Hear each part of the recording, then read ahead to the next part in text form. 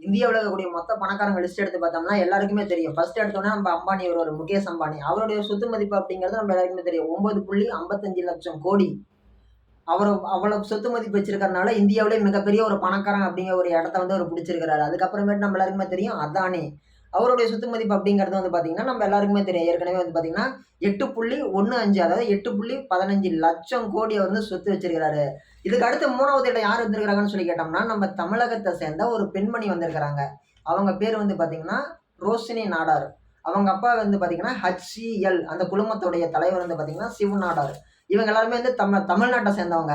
இந்திய அளவுல வந்து பார்த்தீங்கன்னா, கிட்டத்தட்ட வந்து பார்த்தீங்கன்னா, எவ்வளோ MP தொகுதி இருக்குது, எவ்வளோ கோடீஸ்வரங்க இருக்கிறாங்க.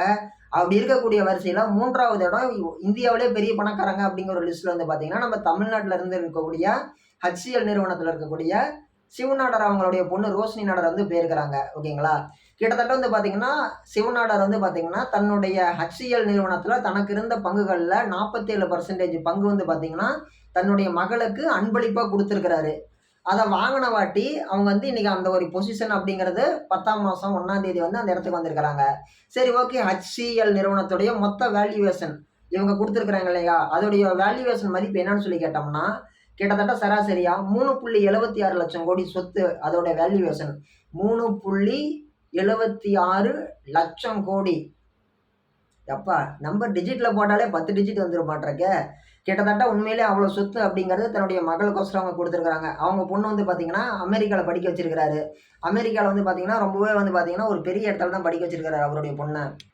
அமெரிக்கால இருக்கக்கூடிய நார்த் வெஸ்டர்ன் யூனிவர்சிட்டில வந்து பார்த்தீங்கன்னா, கம்யூனிகேஷன் துறையில வந்து இளங்கலை பட்டம் வாங்கியிருக்கிறாங்க. அப்புறமேட்டு அடுத்த படிப்பு மேற்படிப்பு வந்து பார்த்தீங்கன்னா, MBA படிப்பு வந்து கம்ப்ளீட் பண்ணியிருக்கிறாங்க. இந்த மாரி வந்து அவங்க மேம்பட்டு படிச்சுட்டு போயிட்டு இருக்கும்போது வந்து பார்த்தீங்கன்னா, HCLல வந்து பார்த்தீங்கன்னா, 2009ல வந்து பார்த்தீங்கன்னா, உள்ளாடி வராங்க. அவங்க அப்பா கூட்டிட்டு வரும்போது ஃபர்ஸ்ட் வந்து அடிப்படையெல்லாம் கத்துக்கிட்டுன்னு சொல்லிட்டு, ஆரம்பிக்கும்போதே ஒரு நல்ல ஒரு போஸ்டிங் போட்டு தான் குடுக்குறாங்க. 2009ல.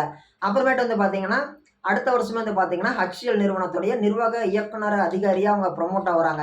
அவங்க அப்பா பொண்ண வந்து அடுத்த லெவலுக்கு கொண்டுட்டு போறாங்க. கொண்டுட்டு போய் ஒரு மிகப்பெரிய ஒரு விஷயம் அப்படிங்கிறது பொண்ணுக்கு பண்ணி குடுக்குறாங்க.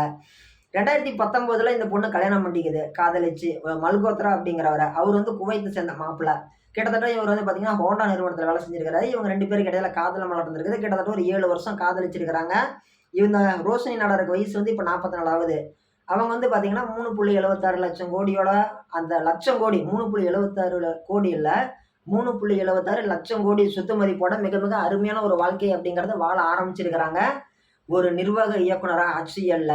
உலக உலக வரிசையில இருக்கக்கூடிய பணக்கார பெண்கள் வரிசையில இந்தியாவிலிருந்து போகக்கூடிய முதல் பெண் பணக்காரங்க இவங்க தான். சிவநாடாருடைய பொண்ணு தான் ரோஷினி நாடார். இவங்க தான் போயிருக்கிறாங்க.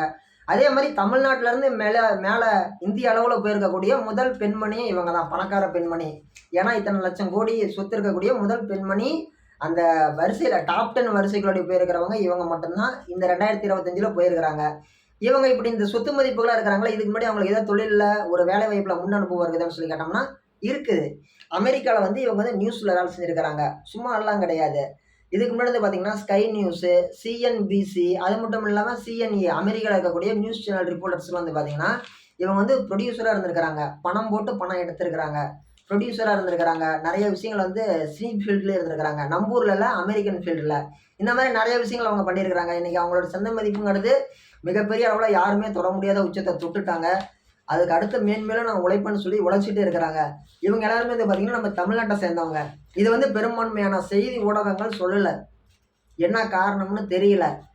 நம்ம ஊர்ல வந்து எங்கேயோ ஒரு அசம்பாவிதம் நடந்துச்சுனாலோ, அல்லது ஏதோ ஒரு கெட்டது நடந்தாலோ, ஏதோ ஒரு துக்க செய்தி நடந்தாலோ, உடனுக்குடனே போட்டு இது என்னாச்சு? இவங்க ஆட்சி சரியில்ல. அது என்னாச்சு? இவங்களுடைய காரணம் தான் இங்க அவங்க ஆரம்பிச்சதுனால தான் இங்க தப்பு நடந்துச்சு. அவங்களால தான் இது நடந்துச்சுன்னு சொல்லிட்டு, எந்தெந்த இடத்துல குறை இருக்குதோ, எந்தெந்த இடத்துல தப்பு இருக்குதோ, அதையெல்லாம் காட்டக்கூடிய இந்த செய்தி ஊடக நிறுவனங்கள் எல்லாமே வந்து பார்த்தீங்கன்னா, இந்த மாரி ஒரு பெண்மணி சாதிச்சு இந்திய அளவுல 3ஆம் இடம் பிடிச்சிருக்கிறாங்க அப்படிங்கிற ஒரு விஷயத்த எல்லா மக்கள்ட்டயும் கொண்டுட்டு போய் சேர்க்க தவறிடுச்சு. தவறிடுச்சுங்கிறத விட இத போட்டிருந்தாலும் மக்களுக்கு வந்து முழுசா போய் சேரல.